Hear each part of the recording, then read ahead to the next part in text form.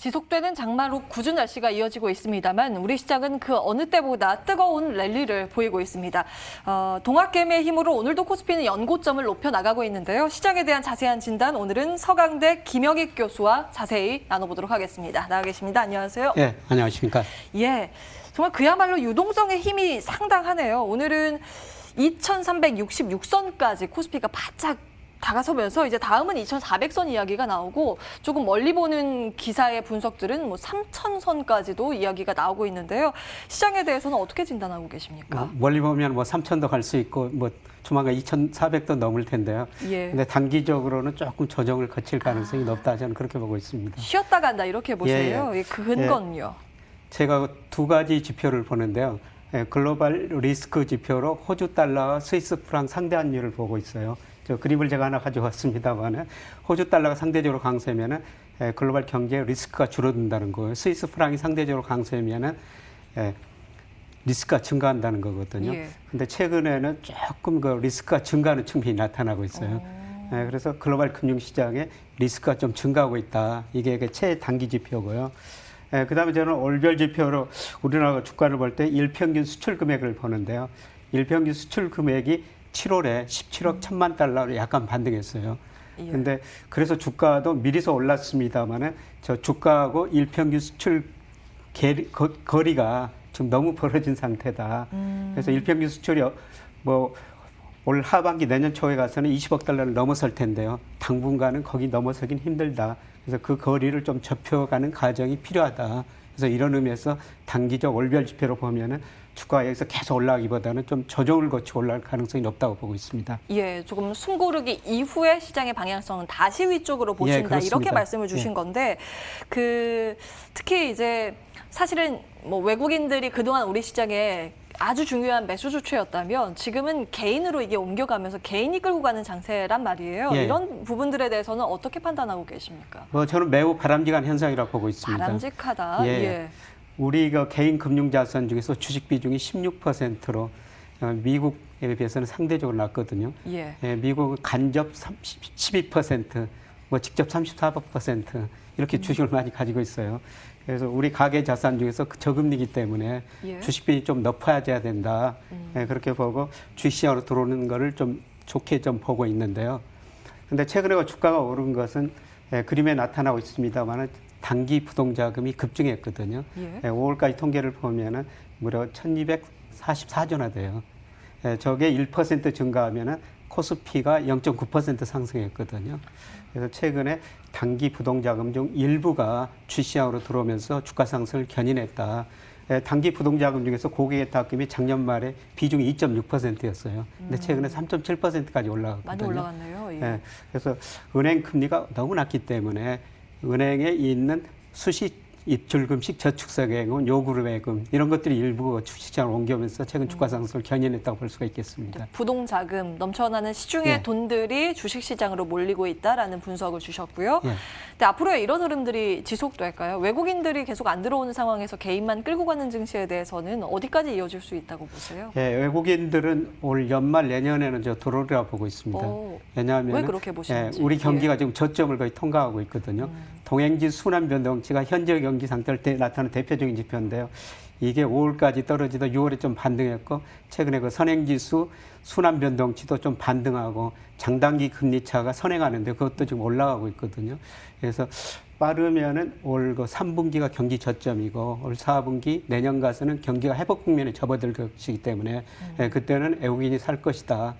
그때 외국인이 사면 또 누군가는 팔아야 될 텐데요. 뭐 개인이 좀 팔 수는 있겠지만은 주식시장으로 조금 더 개인 자금이 돌아가지고 우리 기업들이 이익을 내는 배당금을 좀 받아가지고 그걸 좀 소비로 연결시켰으면 좋겠다는 생각은 듭니다. 그러니까 3분기엔 좀 힘들 수 있겠어요. 4분기에 대한 기대감, 그러니까 시장의 초점이 3분기냐 4분기를 향할 것이냐 이거에 따라서 앞으로의 방향성이 좀 갈릴 것 같은데요. 주변에 좀 지표들 체크를 해보겠습니다. 금과 달러 값에 대해서 이제 계속 관심이 집중이 되고 있는 모양새인데 그 추세적인 흐름은 달러는 약세 쪽, 그리고 금은 강세 쪽. 근데 전거래일에 이게 약간의 변화가 나타나고 있는데 어떻게 진단하고 계세요?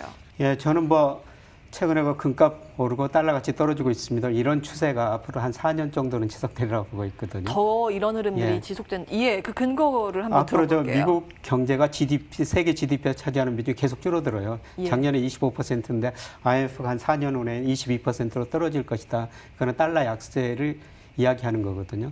그리고 단기적으로는 최근에 미국이 다른 나라보다 돈을 워낙 많이 풀었기 때문에 달러 가치가 떨어질 수밖에 없습니다. 기축 통화니까 달러 찍어내면 되니까요. 그래서 중기적, 장기적으로 보면은 아직도 달러 가치 하락, 그 다음에 금값 상승 이러한 추세는 저는 끝나지 않았다 이렇게 지금 보고 있는데요. 근데 아주 좀 단기적으로 보면 달러 가치가 최근 급락했는데 최근에 바닥에서 조금 올라가는 조짐이 보이고 있거든요. 가치가 조금은 고개를 내밀더라고요. 아까 호주 달러보다 스위스 프랑이 최근 강세 보이는 조짐이 나타나고 있다. 이거는 것은 글로벌 금융시장이 불안하다. 그러면은 일시적으로 달러 가치는 올라갈 수가 있습니다. 그래서 아주 장기적으로 보면은 뭐 한두 달 보면은 달러 가치는 잠깐 상승하고 금값은 조정을 받는 이런 국면도 진행되리라고 보고 있는데요. 추세는 달러 가치 하락, 금값 상승. 뭐 이런 것들이 앞으로 한 4년 뭐 이 정도는 지속되리라고 보고 있습니다. 그러니까 지금까지 이어졌었던 전반적인 금융시장의 판이 완전히 바뀌거나 추세가 훼손되는 그런 일은 없을 것이라고 보지만 단기적으로 증시도 조정 가능성을 말씀해 주신 거고 달러도 반등 그리고 금값도 쉬어갈 가능성에 대해서 말씀을 주셨는데 그 기간은 좀 어느 정도 잡고 계신지도 궁금해요. 저는 뭐 한 2달 정도, 앞으로 한 2달 정도가 두 그런 달을 국면이라고 보고 있습니다. 단기를 그걸 제가 구체적으로 기간을 말씀드리기 어렵습니다만은 한 2달 정도는 그동안 그 상승 추세가 항상 그 상승 추세가 있더라도 조정은 있거든요. 최근에도 금값 급등했지 않습니까? 이렇게 급등을 하더라도 조정은 있는데 그 조정 기간이 앞으로 한 2달 정도 뭐 그 정도라고 보고 있습니다. 그러면은 그 주식 시장에 대해서 이제 궁금증이 드는 게 그 이후에 그러니까 2달이라고 보셨지만 단기간 조정을 거친 이후에 다시 한번 기존 주도주들이 상승세를 보인다면 그 매수 기간에 뭐 투자 힌트를 얻어볼 수 있는 기간이라고 보시는 건지도 궁금한데요. 저는 올 4분기 내년 가지고는 우리 경제가 회복되기 때문에 또 원화 가치는 더 올라가리라고 보고 있거든요. 환율이 더 떨어진다는 것이죠. 그래서 올해는 좀 외국인들이 많이 팔고 있습니다만은 올 4분기 내년에는 외국인들이 주식을 살 것이다.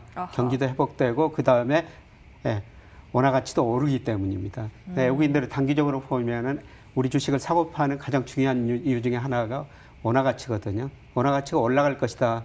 뭐 이렇게 기대하면 외국인이 사는 거죠. 그래서 과연 올 4분기 내년 가가지고 외국인들 어떤 주식을 살 것인가 그거는 뭐 최근에도 부분적으로 조짐이 나타나고 있습니다만 한국을 대표하는 기업들이 아닐까 그렇게 생각하고 있습니다. 다음 이슈를 좀 볼 텐데 요즘 시장에서 뜨거운 감자라고 하면 공매도 금지 이슈가 아닐까 싶습니다. 이제 9월에는 다시 이것을 해제한다라는 목소리가 나오고 있는데요. 시장의 영향력은 뭐 여러 가지 분석들이 나오고 있어서 제각각이더라고요. 어떻게 보십니까? 해제할 것인가 안 할 것인가 정책 당국이 결정하는데요. 저는 뭐 해제하는 게 바람직스럽다. 공매도가 역기능도 있지만 시장의 순기능도 있거든요. 공매도를 해제하면은 어느 정도 지금 주가가 많이 오른 상태이기 때문에 일부 투자자들은 공매도를 다시 이용할 수가 있습니다. 과열을 눌러준다는 순기능을 말씀하고 계신 거예요. 순기능도 충분히 있다고 저는 보고 있습니다. 그러면 그 지수상으로는 부담이 될 수밖에 없는 것 같은 이슈인데 혹시 거기에 동의하고 계신지 한국 증시에는 좀 이게 도움이 된다라는 측면에 어떤 근거를 들 수 있을지도 그러니까 말씀하신 것처럼 주가가 지나치게 가열될 때는 공매도가 그거를 조정하는 순기능이 있고 또 주가가 많이 떨어졌을 때는 다시 사는 거죠. 그래서 저는 역기능보다는 순기능이 더 많다고 보고 있고요. 아마 시장에 이거를 맡겨두는 게 좋지 않을까. 그래서 9월에 좀 정책 당국이 어떤 결정을 내릴지 저도 뭐 지켜보겠습니다만은 그냥 시장에 맡기는 게 더 좋겠다 이런 생각이 듭니다. 시장의 자유의지에 대해서 좀 믿어볼 필요가 있다라는 말씀을 주고 계신 것 같아요. 그렇습니다. 오히려 그동안 너무 과열돼서 그 쳐다만 보고 매수를 하지 못했었던 투자자들에게는 또 매수의 기회를 줄 수 있는 빌미라고 좀 해석이 되는 것 같은데 이와 함께 또 볼만한 주변 이슈는 미중 갈등이지 않을까 싶거든요. 근데 과거에 한번 겪어봤는데 그때도 밀당이 너무 심해서 이제 금융시장이 요동치는 흐름이 나타났었거든요. 이번에는 어떤 정도의 반응이 예상이 될까요? 지금 조용한데요. 선거 전에 한 번 더 좀 여동이 있을 거라고 보고 있습니다. 당장 이번 주에 미 농산물 수입 1차 점검이 미중 간에 있거든요. 예. 과연 이번 주 후반에 있습니다. 예, 우리 시간으로 토요일일 거예요. 예, 맞습니다. 뭐 15일이라고 알고 있는데요. 예. 그만큼 중국이 수입해 줬느냐 아마 안 해줬을 것 같거든요. 그래서 또 미국 측 반발이 있고, 그다음에 트럼프 대통령이 선거를 앞두고 뭐 지지도를 높이기 위해서 한 번 더 중국을 때릴 가능성이 높다. 저는 이렇게 보고 있기 때문에 뭐 미중 무역 협상은 지금은 너무 조용한데 또 저 글로벌 금융시장 불안과 함께 약간의 위험 요소는 남아 있다 이렇게 좀 보고 있습니다. 예, 과거에 그 충격이 굉장히 컸었는데 그 정도의 충격을 받을까요? 아니면 이제는 좀 내성이 생겨서 조금 더 버티는 힘이 남아 있을까? 이게 좀 궁금한데요. 갈수록 좀 내성은 생기죠. 과거처럼 충격은 안 오리라고 보고 있는데요. 지금 주가가 너무 높은 수준에 있기 때문에 특히 미국 주가는 너무 높은 수준에 있거든요. 미국 그 S&P 500 기준으로 기업 이익 보니까 2015년 수준이에요. 그런데 주가는 그때보다 한 60% 올랐거든요. S&P PR이 지금 한 500 PR이 22배라고 좀 그렇게 나오고 있는데요. 기업 수익에 비해서 너무 높거든요. 그래서 예상적인 약간의 충격이 오면은 주가가 너무 기업 수익이 앞서간 만큼 일정 수준의 충격은 받을 수 있을 거라는 거죠. 전반적인 주변 지표와 뭐 여건들을 봤을 때 지금 시장은 과열 국면이기 때문에 단기간은 쉬어갔다가 다시 랠리가 재개될 가능성에 좀 무게중심을 두시고 해석을 해주셨습니다. 이제 건전한 조정 이후를 준비하는 전략이 필요해 보입니다. 이 말씀 정리를 해보도록 하죠. 서강대 김영익 교수와 함께했습니다. 고맙습니다. 고맙습니다.